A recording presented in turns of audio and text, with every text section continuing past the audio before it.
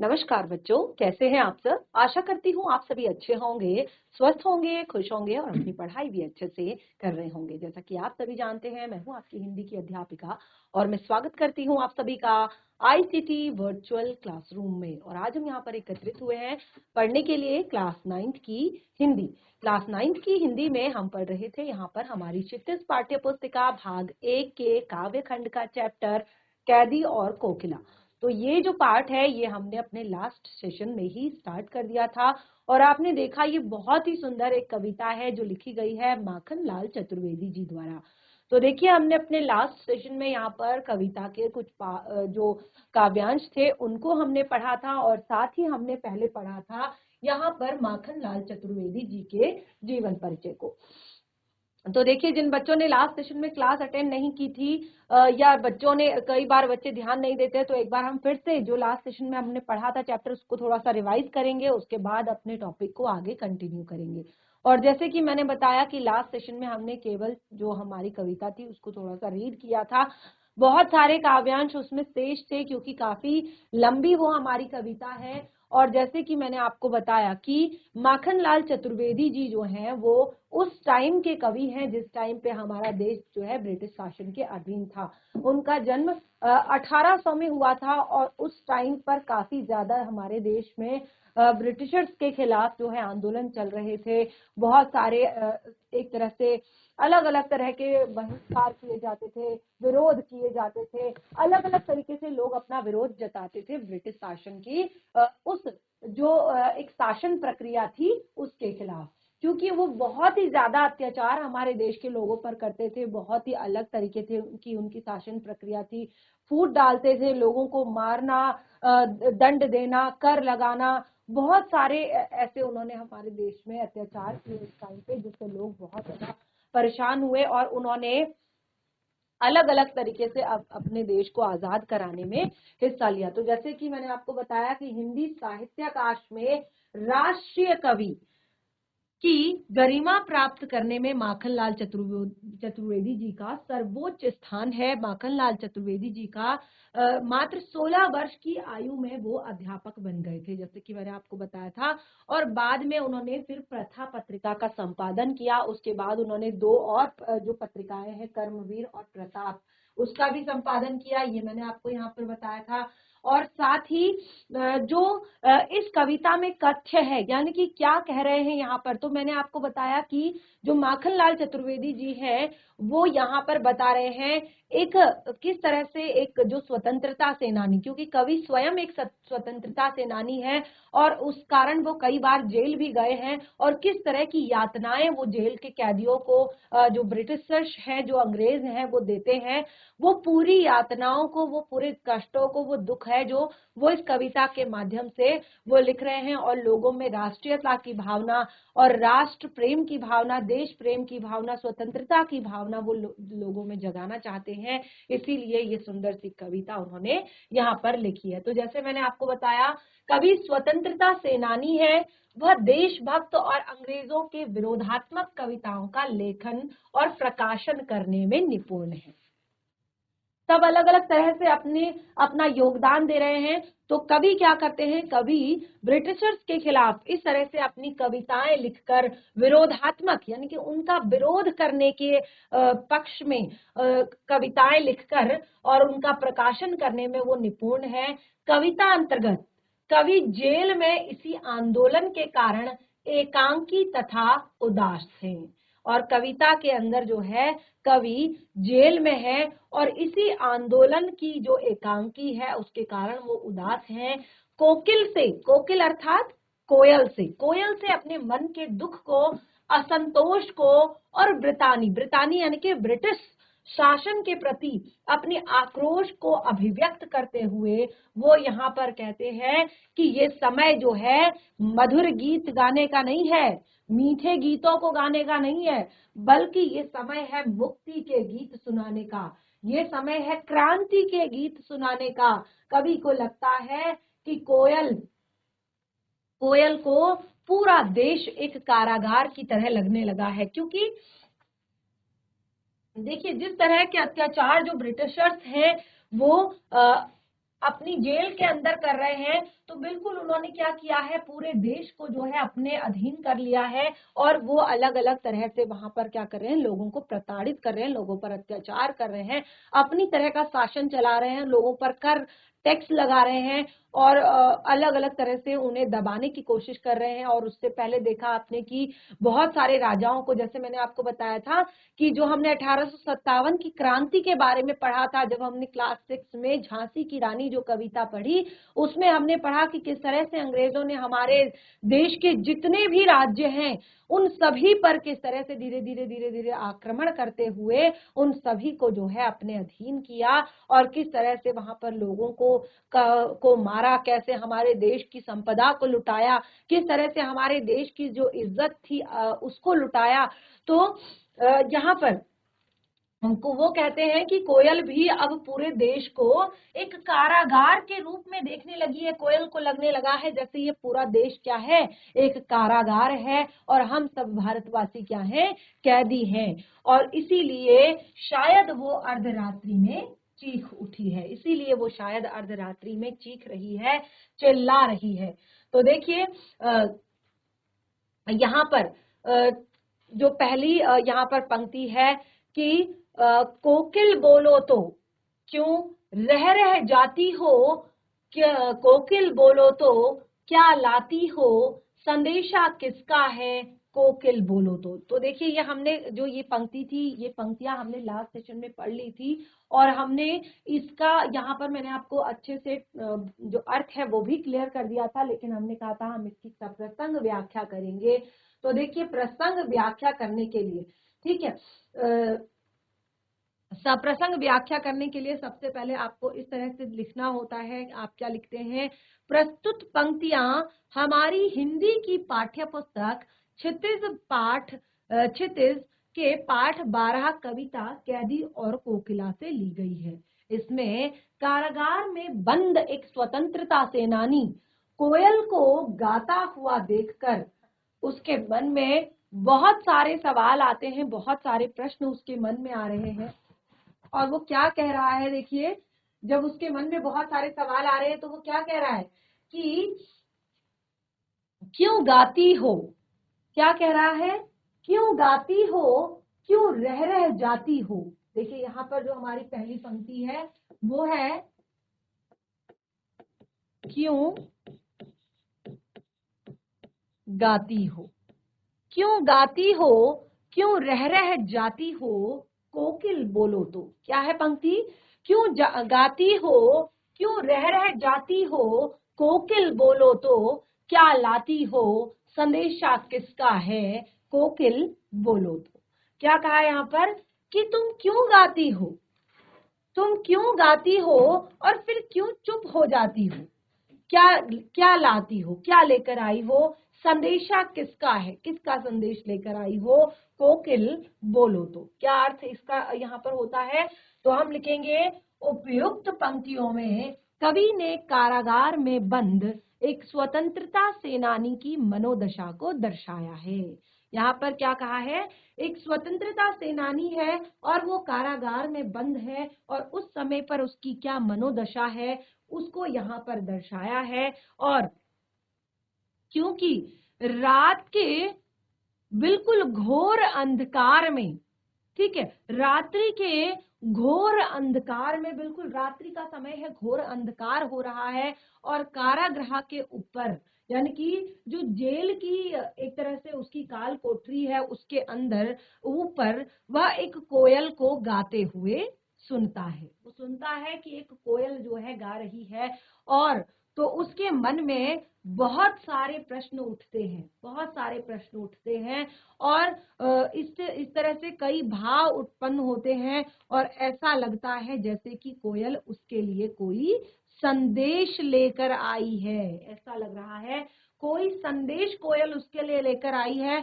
और ये को प्रेरणा का स्रोत लेकर आई है। और इस तरह से वो बहुत सारे प्रश्न उनके मन में उत्पन्न होते हैं। जैसे पहला प्रश्न है कि क्यों गाती हो, यानी कि आखिर तुम क्यों गाती हो, क्या रीजन है कि तुम गा रही हो अर्धरात्रि में, आधी रात में जो तुम इतनी जोरों से चीख रही हो, चिल्ला रही हो, इसका क्या रीजन है। और दूसरा प्रश्न, क्यों रह जाती हो? ठीक है, अगर गा रही हो तो बीच बीच में चुप क्यों हो जाती हो?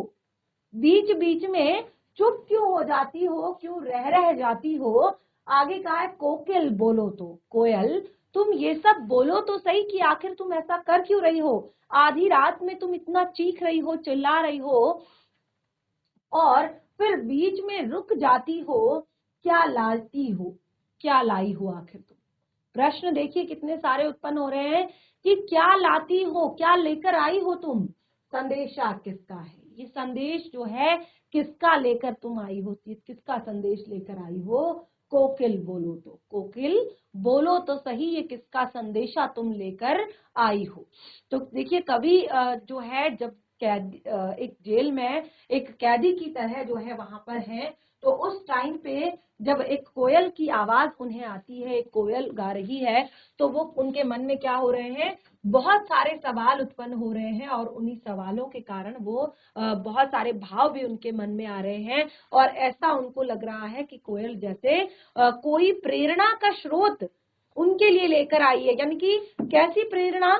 इस कविता को लिखने की प्रेरणा, लोगों में देशभक्ति की भावना जगाने की प्रेरणा, लोगों में स्वतंत्रता की अलख जगाने की प्रेरणा, क्रांति की प्रेरणा वो लेकर आई हैं और ऐसा उन्हें लग रहा है। तो इस तरह से दूसरे काव्यांश को हम यहाँ पर देखेंगे। दूसरे काव्यांश में हमने पढ़ा, ऊंची काली दीवारों के घेरे में, डाकू चोरों बटमारों के डेरे में, जीने को नहीं देते हैं पेट भर खाना। क्या कहा है यहाँ पर? जीने को नहीं देते हैं पेट भर खाना, मरने भी देते नहीं तड़प रह जाना। मरने भी देते नहीं तड़प रह जाना, जीवन पर अब दिन रात कड़ा पहरा है। क्या कहते हैं? जीवन पर अब दिन रात कड़ा पहरा है, शासन है या तम का प्रभाव गहरा है। शासन है या तम का प्रभाव गहरा है, हिमकर निराश कर चला रात भी काली, इस समय कालिमा मई जगी क्यों वाली। तो देखिए जैसे मैंने यहाँ पर आपको पहले काव्यांश में हमने बताया कि उनके मन में बहुत सारे सवाल उत्पन्न हो रहे हैं, बहुत सारे सवाल आ रहे हैं कि आखिर ये अर्धरात्रि में ये कोयल जो है क्यों बोल रही है, अर्धरात्रि में ये कोयल क्यों गा रही है। तो अब वो बता रहे हैं इस परिस्थिति के बारे में, सिचुएशन के बारे में, और क्या कह रहे हैं देखिए कि किस परिस्थिति में वो हैं और कैसे कैसे अत्याचार उन पर किए जाते हैं, कैसे कैसे दुख जो है, कैसी कैसी प्रताड़नाएं उन्हें वहां पर सहनी पड़ती है। तो क्या कहा है? ऊंची काली दीवारों के घेरे में, जहां जहां पर वो रहते हैं वो जगह कैसी है? वो है ऊंची काली दीवारों के घेरे, यानी कि जो उनका काल कोठरी है उसपे उसकी दीवारें कैसी हैं? बहुत ज्यादा ऊंची हैं। और वो डाकू चोरों बटमारों के डेरे में, डाकू जो डाकू होते हैं आपको पता है ना, जो डाका डालते हैं, चोर जो चोरी करते हैं, बटमारों बटमारों यानी कि जो रास्ते में यात्रियों को रोक कर उनसे उनका सामान छीन लेते हैं, झपट लेते हैं, चोरी कर लेते हैं, ऐसे इनका डेरा ये है। यानी कि जेल में जैसे मैंने आपको बताया था किसको रखा जाता है जेल में? जेल में जो चोरी करता है, डकैती करता है, लूट मार करता है और धोखाधड़ी करता है और जैसे बड़े बड़े खून करता है या बड़े बड़े जो एक तरह से काम करता है, उनको वहां पर रखा जाता है। लेकिन यहाँ आज किसको रखा गया है? स्वतंत्रता सेनानियों को रखा गया है। और क्या कहा है? जीने भी नहीं देते, जीने को नहीं देते भरपेट खाना, इतना खाना नहीं देते कि हम पेट भर के खा सके, हम जी सके, अच्छे से जी सके, रह सके, और मरने भी नहीं देते तड़प कर रह जाना, और इतना भी नहीं देते कि हम मर ही जाए। यानी कि ऐसा भी नहीं करते कि 4-5 दिन तक हम क्योंकि हम इनके आगे झुकने वाले तो है नहीं, क्योंकि इनके अपने देश को आजाद कराने के लिए हम यहाँ तक लड़ रहे हैं, तो चाहे इसमें फिर हमारे प्राणों की आहुति ही क्यों ना चली जाए, तो इनके आगे हम झुकेंगे नहीं। तो ये इतना खाना हमें देते हैं कि हम जिंदा रहें, लेकिन हमारा पेट भी ना भरे और हम तड़पते रहें। जीवन पर अब दिन रात कड़ा पहरा है, और ऐसे में भी बाहर पे जो है, जो पहरेदार होते हैं, जो सिपाही होते हैं, वो दिन रात खड़े रहते हैं। शासन है या तम का प्रभाव गहरा है। तो देखिए इस तरह से यहाँ पर बताया, हिमकर निराश कर चला रात भी काली, इस समय कालिमा मई क्यों जगी आली। तो बिल्कुल सप्रसंग व्याख्या करनी है तो प्रसंग में आपने सेम चीज लिखनी है, बस आपने जो नीचे चीजें दी गई है, जो इसका अर्थ बताया गया उसे आपने चेंज करना है। जैसे प्रस्तुत पंक्तियां हमारी हिंदी की पाठ्य पुस्तक क्षितिज भाग 1 से के पाठ 12 कैदी और कोकिला से ली गई है। देखिए जो पार्ट है उसका नंबर चेंज हो सकता है यहाँ पर, क्योंकि काफी सारे चैप्टर्स जो है अभी हमारे कट गए हैं। कैदी और कोकिला से ली गई है। इसमें कवि ने जेल में बंद स्वतंत्रता सेनानियों पर अंग्रेजों द्वारा किए गए अत्याचारों का वर्णन किया है। क्या कहा है कि जो अंग्रेजों ने स्वतंत्रता सेनानियों पर अत्याचार किए उनके बारे में कहा है। तो क्या कहा है देखिए, इसको यहाँ पर अर्थ क्लियर कर देती हूँ, नोट करना चाहें तो फटाफट रफ नोटबुक में नोट कर सकते हैं। इन पंक्तियों में कवि ने अंग्रेजों के अत्याचार और उनके काले कारनामों को जनता के सामने प्रस्तुत किया है। और पराधीन भारत में, जब भारत जो है ब्रिटिश शासन के अधीन था, पराधीन था, उस समय जेल में बंद स्वतंत्रता सेनानी जेल के अंदर होने वाले अत्याचार एवं अपनी दयनीय स्थिति का वर्णन करते हुए कहते हैं कि उन्हें जेल के अंदर अंधकार में और ऊंची काली दीवारों के बीच में रखा जाता था। जो अंधकारमयी, वहां पर कोई प्रकाश का कोई साधन नहीं होता था, बड़ी बड़ी ऊंची ऊंची दीवारें होती थी, छोटी छोटी काल कोठरियां होती थी, और जहां चोर लुटेरे डाकू जो है रहते हैं वहां पर उनके साथ उनको रखा जाता था, और जहां उनका कोई भी मान सम्मान नहीं था, क्योंकि उनकी कोई रिस्पेक्ट नहीं थी। कोई भी, देखिए जेल में वैसे किसी भी कैदी को एक तरह से रिस्पेक्ट तो नहीं दी जाती है, यानी कि कोई ऐसा, लेकिन एक रहने का जो एक स्वतंत्रता सेनानी है और उसको अगर रखा गया है तो उसको थोड़ा सा तरीके से रखना, उसको अलग रखना, ऐसा नहीं किया जाता था। सबके साथ उन्हें रखा जाता था, और स्वतंत्रता सेनानियों के साथ इस तरह का बर्ताव नहीं किया जाना चाहिए। उन्होंने जीने के लिए पेट भर खाना भी नहीं दिया जाता था, और ना ही उन्हें मरने दिया जाता था, यानी उन्हें तड़पा तड़पा कर जीवित रखा जाता था। और यही अंग्रेजी प्रशासन का उद्देश्य है। और इस प्रकार उनकी स्वतंत्रता पूरी तरह से छीन ली थी और उनके ऊपर दिन रात कड़ा पहरा लगा दिया था। और जैसे मैंने यहाँ पर बताया कि हिमकर निराश कर चला गया, यानी कि चंद्रमा भी जो है, जो एक प्रकाश का, जो एक तरह से आशा का जो एकमात्र सहारा था, वो भी जो है यहाँ से चला जाता है। और इस तरह से वो कहते हैं कि कोकिल बोलो तो। आगे बहुत ही सुंदर पंक्तियां देखिए, क्यों हुक पड़ी वेदना बोझ वाली सी, लास्ट सेशन में पढ़ा था, क्यों हुक पड़ी वेदना बोझ वाली सी, कोकिल बोलो तो क्या लुटा, क्या लुटा मृदुल वैभव की रखवाली सी, कोकिल बोलो तो। बहुत ही सुंदर पंक्तियों में यहाँ पर कवि ने बताया है कि किस तरह से वो कहते हैं कि क्यों हुक पड़ी, अर्थात देखिए जो प्रसंग है उसमें आप आधी चीजें वही लिखेंगे, जो लास्ट की लाइन है वो आप केवल चेंज करेंगे। जैसे कि प्रस्तुत पंक्तियां हमारी पाठ्य पुस्तिका क्षितिज भाग 1 के पाठ कैदी और कोकिला से ली गई हैं, जिसके रचयिता माखनलाल चतुर्वेदी जी हैं, और जिसमें जो हमारे कवि हैं उन्होंने अंग्रेजों द्वारा स्वतंत्रता सेनानियों पर किए गए अत्याचारों को देखकर कोयल के मन में प्रकट हुई वेदना का वर्णन किया है।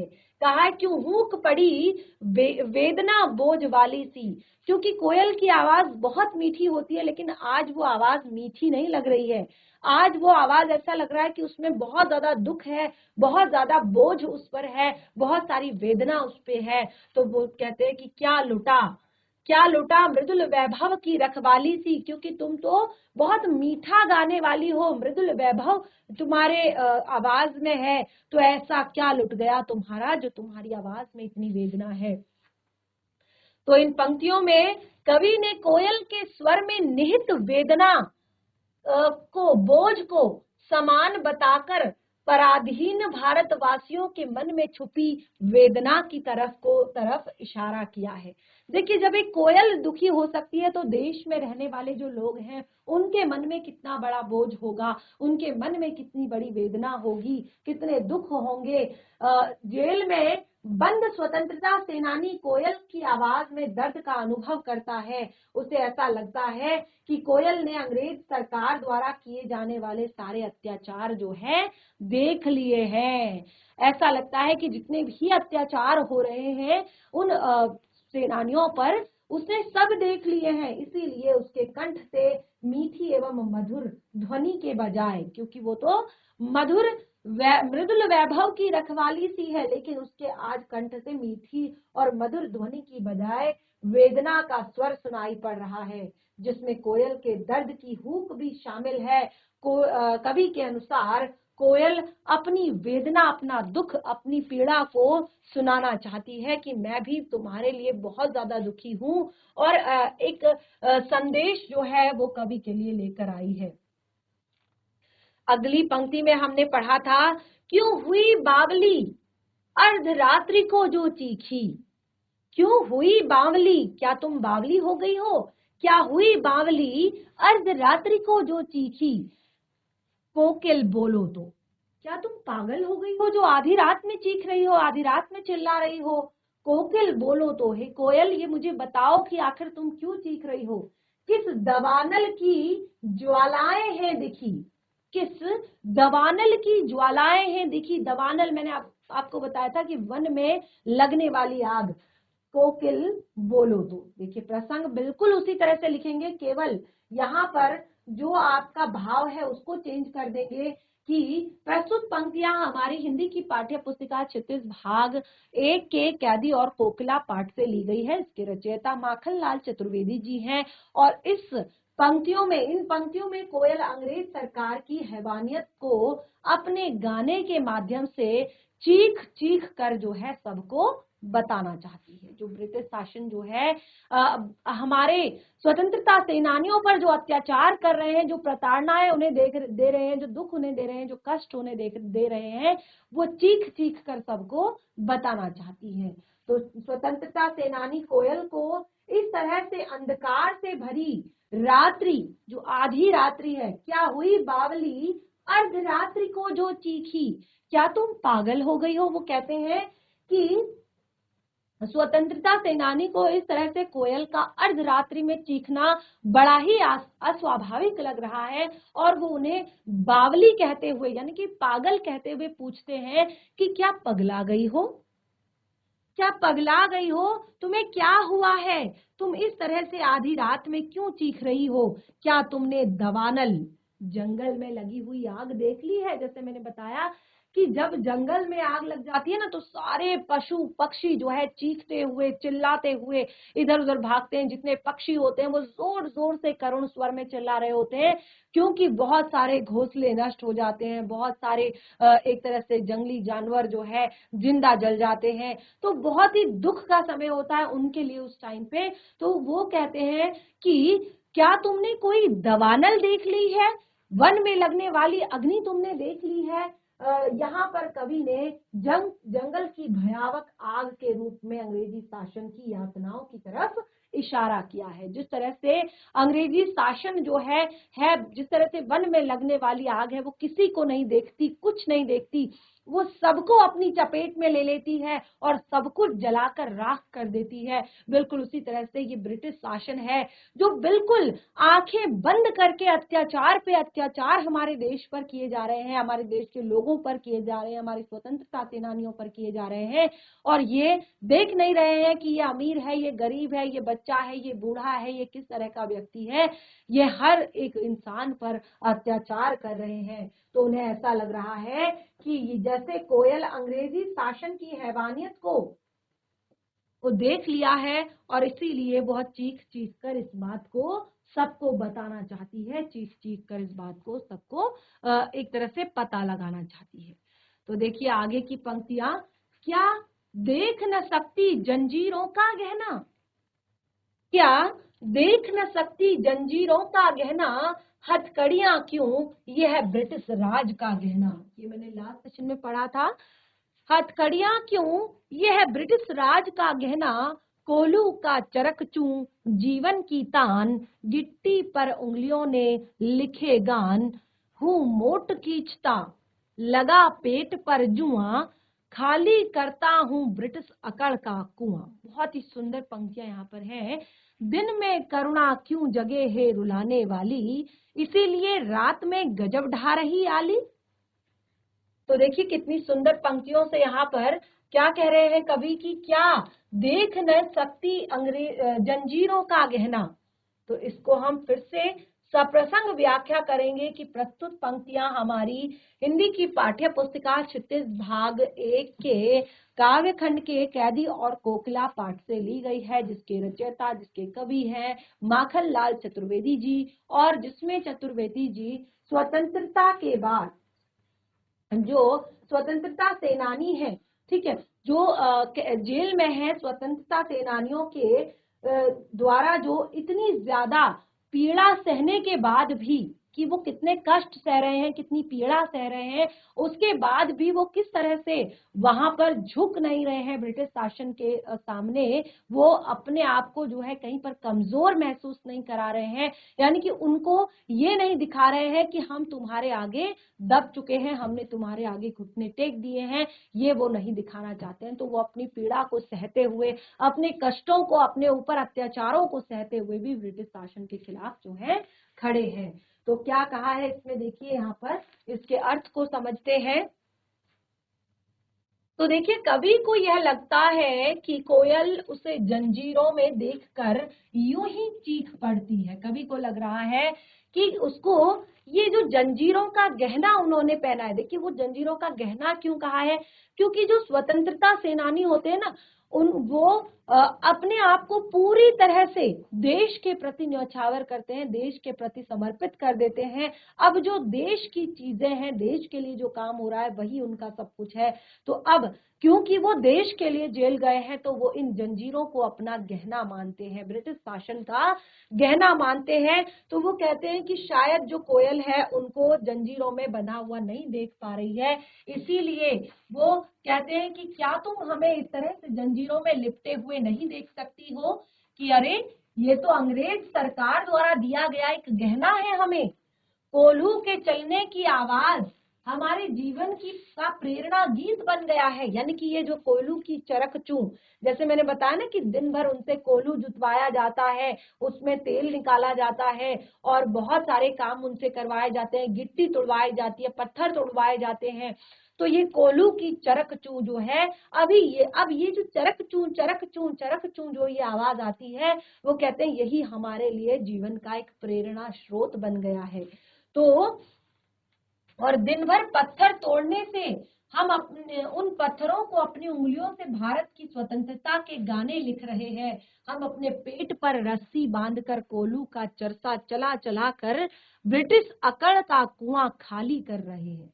अर्थात हम इतनी यातनाएं सहने, भूखे रहने के बाद भी अंग्रेज शासन के सामने झुक नहीं रहे हैं, और जब हम उनके सामने झुकेंगे नहीं तो कहीं न कहीं उनकी अकड़ भी कम हो जाएगी, और इस वजह से दिन में हमारे अंदर यातनाओं को सहने के लिए गजब का आत्मबल आ जाता है। यानी कि दिन भर जो है जितनी हमें वो यातनाएं देते हैं, उतना हम उनका डटकर मुकाबला करते हैं, उनके सामने डटकर खड़े रहते हैं, और जिससे हमारे अंदर आत्मविश्वास, आत्मबल आता है, और जिससे हमारे अंदर कोई भी करुणा या दुख उत्पन्न नहीं होता, और ना ही हम रोते हैं। क्यों? क्योंकि हम उस टाइम पे उनकी अकड़ को कम करना चाहते हैं, उनकी एट को कम करना चाहते हैं। तो शायद तुम्हें यह बात पता चल गई है कि दिन में तो ये रो नहीं सकते, दिन में इन्हें रुलाया नहीं जा सकता, लेकिन रात में तुम मुझे संतावना देने चली आई, परंतु तुम्हारे इस वेदना से भरे स्वर ने मेरे ऊपर गजब ढा दिया और मेरे मन को व्याकुल कर दिया है रुलाने वाली। रात को आकर तुमने ये गजब कर दिया, और मेरे अंदर जो है व्याकुलता उत्पन्न हो गई है, मेरे अंदर जो है करुणा उत्पन्न हो गई है। अब देखिए यहाँ तक तो हमने पढ़ लिया था, बहुत अच्छे से समझ भी लिया था, लास्ट सेशन में जिन बच्चों ने पढ़ा है उन्हें याद होगा। अब देखिए इसके बाद का जो हमारा काव्यांश है उसे हम आज ही यहाँ पर शुरू कर रहे हैं। तो बिल्कुल भी यहाँ पर अपने आप को डिस्टर्ब नहीं करेंगे, ध्यान पूर्वक सुनेंगे, और देखिए क्योंकि साथ साथ ही सप्रसंग व्याख्या में कर रही हूँ, तो उसको भी ध्यान पूर्वक सुनेंगे।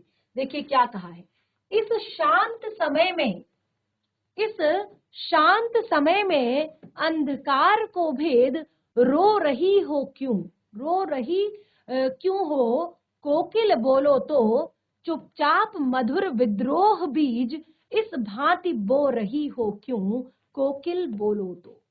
क्या कह रहे हैं कि इस शांत समय में, रात्रि का समय कैसा होता है, बहुत ज्यादा शांत होता है, क्योंकि ज्यादातर सभी लोग जो है सो चुके होते हैं।